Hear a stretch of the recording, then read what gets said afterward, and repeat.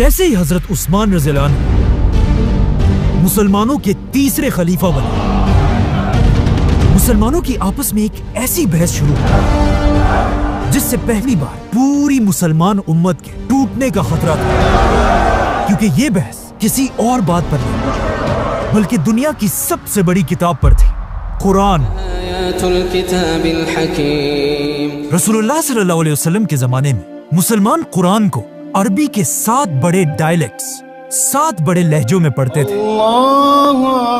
لیکن جیسے جیسے مسلمانوں کی خلافت پھیلتی گئی پوری دنیا سے لوگ اسلام کی طرف آنے لگے اور پہلی بار صحابہ سے قرآن سیکھنے لگے۔ لیکن اب مسئلہ یہ تھا، یہ نئے مسلمان صحابہ سے الگ الگ لہجوں میں قرآن سیکھتے تھے، جو پہلے تو کوئی بڑا مسئلہ نہیں تھا، لیکن آہستہ آہستہ کچھ نئے لوگ اپنے لہجے کو صحیح کہنے لگے اور دوسروں کے لہجوں کو غلط، اور حالات اتنے خراب ہوئے کہ کچھ مسلمان قرآن کے ان لہجوں کی وجہ سے ایک دوسرے کو کافر کہنے لگے۔ اسی طرح یہ بحثیں بڑھتی گئی اور تیسرے خلیفہ حضرت عثمان کے دور میں اپنی پیک پر پہنچی۔ حضرت عثمان کے دور میں مسلمانوں نے یہ سارا علاقہ فتح کر لیا تھا اور اب مسلمانوں کی فوج تیزی سے آذربائیجان کی طرف بڑھ رہی تھی۔ لیکن وہیں آذربائیجان میں جب ایک دن مسلمانوں کی فوج نماز کے لیے کھڑی ہوئی، نماز کے فوراً بعد مسلمانوں کی فوج کی آپس میں ایک بہت ہی خطرناک بحث شروع ہوئی، جس میں مسلمان ایک دوسرے کے قرآن پڑھنے کے طریقے کو غلط کہنے لگے اور صرف اپنے لہجے کو اصل قرآن کہنے لگے۔ آخر یہ بحث اتنی بڑھ گئی کہ ایسا لگنے لگا کہ اب مسلمان پہلی بار ایک دوسرے کے خلاف ہی تلواریں نکالیں گے۔ لیکن مسلمانوں کی اس فوج میں ایک بہت بڑے صحابی بھی موجود تھے، حذیفہ بن یمان رضی اللہ عنہ۔ جب انہوں نے مسلمانوں کو اس طرح لڑتے ہوئے دیکھا، وہ اس بات سے ڈرنے لگے کہ کہیں آگے جا کر مسلمان فرقوں میں نہ بٹ جائیں، تو وہ اس جنگ کو چھوڑ کر تیزی سے واپس مدینہ میں خلیفہ عثمان رضی اللہ عنہ کی طرف روانہ ہوئے، اور مدینہ پہنچتے ہی اپنے گھر جانے کے بجائے وہ سیدھا حضرت عثمان کے پاس پہنچے اور ان سے کہا، یا امیر المومنین، اس سے پہلے کہ مسلمان بھی یہودیوں اور کرسچنز کی طرح ڈیوائیڈ ہو جائیں، آپ اس امت کو ٹوٹنے سے بچا لیں۔ لیکن یہ کوئی پہلی دفعہ نہیں تھا کہ آسمانی کتابوں پر بحث ہوئی ہو، اس سے پہلے بھی ایسا ہو چکا تھا۔ دنیا میں 4 بڑی آسمانی کتابیں ہیں، تورات، زبور، انجیل اور قرآن۔ پہلی کتاب تورات ایک بہت بڑے پیغمبر موسیٰ علیہ السلام پر نازل ہوئی۔ جب موسیٰ علیہ السلام نے فرعون اور اس کی پوری فوج کو سمندر میں تباہ کر دیا تھا اور بنی اسرائیل کو لے کر ڈیزرٹ میں پھر رہے تھے، تب اللہ نے موسیٰ علیہ السلام پر تورات نازل کی۔ جیسے ہی موسیٰ علیہ السلام پر تورات نازل ہوئی، انہوں نے فوراً حکم دیا کہ اللہ کی اس عظیم کتاب کے لیے ایک بڑا صندوق، تابوت بنایا جائے۔ اس تابوت میں تورات کے ساتھ ساتھ کچھ اور بھی ہولی چیزیں رکھی گئی، جیسے کہ ہارون علیہ السلام کی چھڑی، The 10 Commandments اور من و سلوہ کا ایک برتن۔ یہ تابوت بنی اسرائیل کے لیے اتنا ہولی تھا کہ وہ اس کی اپنی جان سے بھی زیادہ حفاظت کرتے تھے۔ اور آخر فلسطین کو فتح کرنے کے بعد بنی اسرائیل نے یہ تابوت اپنے سب سے بڑے ٹیمپل میں رکھا، اور اگلے 300 سال تک یہ تابوت اور تورات وہی پڑے رہے۔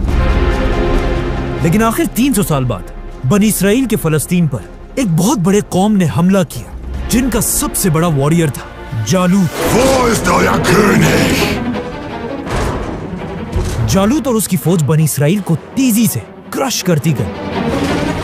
اور فلسطین تیزی سے بنی اسرائیل کے ہاتھ سے نکلنے لگا، اور حالات اتنے خراب ہوئے کہ بنی اسرائیل کے علماء نے فیصلہ کیا کہ آج کے بعد ہر جنگ میں ہم یہ تابوت اپنی فوج کے سامنے رکھیں گے، تاکہ اس تابوت کی برکت سے ہم جنگ جیت جائیں۔ لیکن ایسا نہیں ہوا۔ جالوت کی فوج نے سب سے پہلا حملہ اسی تابوت پر کیا، اور موسیٰ علیہ السلام کے اس تابوت کو چھین کر اپنے ساتھ لے گئے، جس کے اندر اب تک دنیا کی پہلی اصلی تورات پڑی ہوئی تھی۔ آخر بنی اسرائیل کا ایک بہت بڑا بادشاہ ہے، داؤد علیہ السلام، جنہوں نے جالوت اور اس کی فوج پر حملہ کیا اور انہیں ختم کر دیا، اور موسیٰ علیہ السلام کے صندوق کو دوبارہ اس کی اصل جگہ پر رکھا۔ لیکن یہاں ایک بہت بڑا مسئلہ یہ تھا جب اس صندوق کو کھولا گیا اس کے اندر موسیٰ علیہ السلام کی تورات تھی نہیں، مطلب پہلی بار دنیا سے اوریجنل تورات غائب ہو چکی تھی۔ اسی لیے داؤد علیہ السلام پر دوسری آسمانی کتاب نازل ہوئی، زبور، جس کے بعد آنے والے پروفٹس نے تورات کو دوبارہ لکھا اور تورات اور زبور کو ایک ساتھ ایک ہی جگہ سیف رکھ دیا۔ لیکن داؤد علیہ السلام کے 400 سال بعد ایک بار پھر فلسطین پر حملہ کیا گیا۔ بیبیلون کے بہت بڑے بادشاہ بخت نصر، اس نے اتنا خطرناک حملہ کیا کہ لاکھوں یہودیوں کو مار ڈالا، یہودیوں کے ٹیمپل کو گرا دیا، اور بخت نصر نے اپنی فوج کو حکم دیا کہ جاؤ اور دنیا کی ہر تورات کو جمع کر کے ان سب کو آگ لگا دو۔ اور اس طرح ایک بار پھر تورات اور زبور دنیا سے غائب ہو گئی، جس کے بعد اگلے 100 سال تک دنیا میں کوئی بھی تورات اور زبور نہیں تھی۔ آخر 100 سال بعد ایک یہودی نے دوبارہ تورات لکھی، لیکن کچھ عرصے بعد پھر ایک بادشاہ نے حملہ کیا اور تیسری بار دنیا کی ساری تورات کو جلا دیا گیا، جس کے بعد یہودیوں نے بیٹھ کر پھر دوبارہ تورات لکھی۔ اسی طرح آج دنیا میں جو تورات ہے، دا ہیبرو بائبل، وہ موسیٰ علیہ السلام کی اوریجنل کتاب نہیں بلکہ دنیا سے 3-4 بار غائب ہونے کے بعد دوبارہ لکھی گئی ہے۔ اسی لیے آج دنیا میں کوئی بھی یہودیوں کی اس کتاب کو موسیٰ علیہ السلام کی اصل کتاب نہیں مانتا، ایون یہودی بھی نہیں۔ The Bible is literally not true. اب تورات کے بار بار غائب ہونے اور جلا دیے جانے کی وجہ سے تورات اتنی بگڑ چکی تھی کہ اب دنیا میں اللہ کی کوئی بھی آسمانی کتاب اپنی اصل شکل میں موجود نہیں تھی۔ اسی لیے یہاں پر اللہ نے اپنے بہت بڑے پیغمبر عیسیٰ علیہ السلام پر اپنی تیسری آسمانی کتاب نازل کی، انجیل۔ لیکن انجیل کو بھی بالکل قرآن کی طرح پہلے دنوں میں ایک کتاب کی شکل میں نہیں لکھا گیا، اور عیسیٰ علیہ السلام کے دنیا سے جانے کے بعد ان کے فالوورز زبانی ایک دوسرے کو انجیل سکھانے لگے، اور آخر عیسیٰ علیہ السلام کے 100 سال بعد ایک آدمی نے دنیا کی پہلی بائبل لکھی اور اسے صحیح انجیل کہنے لگا۔ لیکن اس آدمی کی پہلی انجیل کو پوری دنیا کے کرسچنز نے ریجیکٹ کر دیا، اور یہاں سے بالکل تورات اور زبور کی طرح انجیل میں بھی کنفیوژن شروع ہوئی، جس کے بعد ہر طرف لوگ اپنی مرضی سے انجیل لکھنے لگے، اور آخر عیسیٰ علیہ السلام کے 300 سال بعد ایک ایسا وقت بھی آیا کہ دنیا میں ہزاروں ڈیفرنٹ انجیلیں تھیں۔ اسی لیے عیسیٰ علیہ السلام کے 300 سال بعد دنیا کے سارے کرسچن سکولرز کی ایک بہت بڑی میٹنگ ہوئی، جس میں انہوں نے خود ہی اپنی مرضی سے ان ہزاروں انجیلوں میں سے صرف 4 انجیلوں کو سلیکٹ کیا اور باقیوں کو ریجیکٹ کر دیا۔ اسی لیے آج کے زمانے کی انجیل بائبل کو عیسیٰ علیہ السلام کی صحیح انجیل نہیں کہا جا سکتا، بلکہ ایون کرسچنز بھی اسے صحیح انجیل نہیں سمجھتے۔ تو اب تورات، زبور اور انجیل تینوں آسمانی کتابیں جب دنیا سے غائب ہو چکی تھی تو اللہ نے دنیا میں اپنی آخری کتاب نازل کی، قرآن۔ Muhammad, read. لیکن بالکل تورات، زبور اور انجیل کی طرح جب مسلمان حضرت عثمان کے دور میں قرآن پر بھی بحث کرنے لگے، اسی وقت حذیفہ بن یمان رضی اللہ عنہ خلیفہ عثمان کے پاس پہنچے اور ان سے کہا، یا امیر المومنین، اس سے پہلے کہ مسلمان بھی بالکل یہودیوں اور کرسچنز کی طرح اللہ کی کتاب پر اختلاف میں پڑ جائے، آپ اس امت کو بچا لیں۔ لیکن خلیفہ عثمان رضی اللہ عنہ کو اس مسئلے کا پہلے سے ہی پتا تھا، کیونکہ اس سے کچھ ہی دن پہلے ایک دن مدینہ میں 2 بچے ایک دوسرے کو قرآن سنا رہے تھے۔ ان دونوں بچوں کا قرآن تھا تو ایک ہی، لیکن ان کے قرآن کا لہجہ ایک دوسرے سے ڈیفرنٹ تھا، جس کی وجہ سے یہ دونوں بچے آپس میں لڑنے لگے۔ جب ان کے ٹیچرز کو اس کا پتا چلا، ان بچوں کے ٹیچرز بھی قرآن کے لہجوں پر لڑنے لگے۔ آہستہ آہستہ یہ لڑائی اتنی پھیل گئی کہ یہ مسئلہ سیدھا خلیفہ عثمان تک پہنچا۔ تو اب جب مدینہ سے لے کر خلافت کے بارڈرز تک لوگ قرآن کے لہجوں پر بحث کرنے لگے تھے،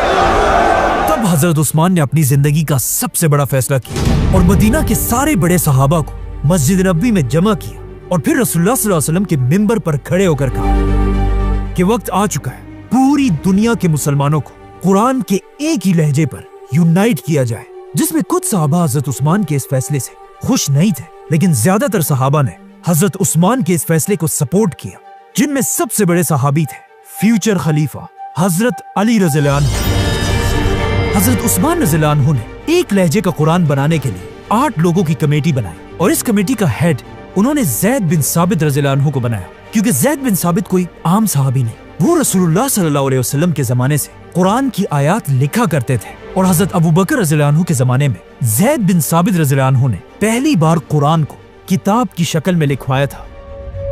ये दुनिया का पहला कुरान सबसे पहले अबू बकर रज़ियल्लाहु अन्हु के पास था, फिर हजरत उमर रज़ियल्लाहु अन्हु के पास, और अब हजरत उमर रज़ियल्लाहु अन्हु की बेटी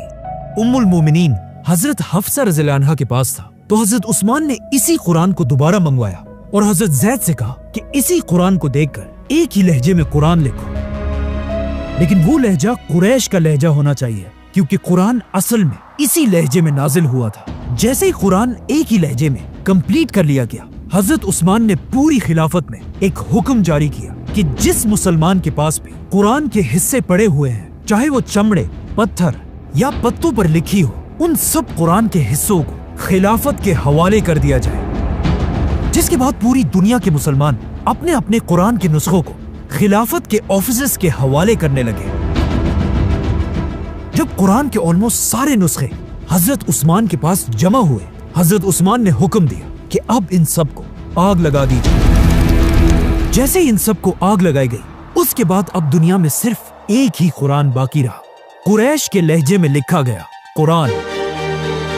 जिसके बाद हजरत उस्मान ने इसी कुरान के 7 कॉपीज बनाई और उसे खिलाफत के हर बड़े शहर की तरफ भेज दिया और पूरी दुनिया में ऐलान किया कि आज के बाद पूरी दुनिया के मुसलमानों का एक ही यही कुरान होगा। हजरत उस्मान के इसी कुरान को आज पूरी दुनिया के बिलियंस ऑफ मुसलमान डेली पढ़ते हैं और हजरत उस्मान के जमाने का कुरान दुनिया के कुछ हिस्सों में पड़ा हुआ है। उज़्बेकिस्तान, इस्तांबुल, दमिश्क और इवन बर्मिंघम में भी उसी कुरान का कुछ हिस्सा आज तक पड़ा हुआ है। This remarkable document had been resting on the shelves of the university library for decades. इस तरह हजरत उस्मान ने कुरान को आज के तौरात और इंजील की तरह बिगड़ने से बचा लिया, क्योंकि आज पूरी दुनिया में कोई भी कुरान की ऑथेंटिसिटी पर सवाल नहीं उठा सकता। अब हजरत उस्मान ने पूरी दुनिया के मुसलमानों को एक कुरान पर यूनाइट तो कर लिया था, लेकिन मुसलमानों की खिलाफत जो इससे पहले बहुत तेजी से हर तरफ फैल रही थी, अब बिल्कुल स्टॉप हो चुकी थी और रोमन एम्पायर की फौज मुसलमानों को एक कदम भी आगे रखने का मौका नहीं दे रहे थे। तो अब हजरत उस्मान की खिलाफत में आगे बढ़ने का सिर्फ एक ही रास्ता था, समंदर। इस्लाम की तारीख की पहली नेवी। सब्सक्राइब।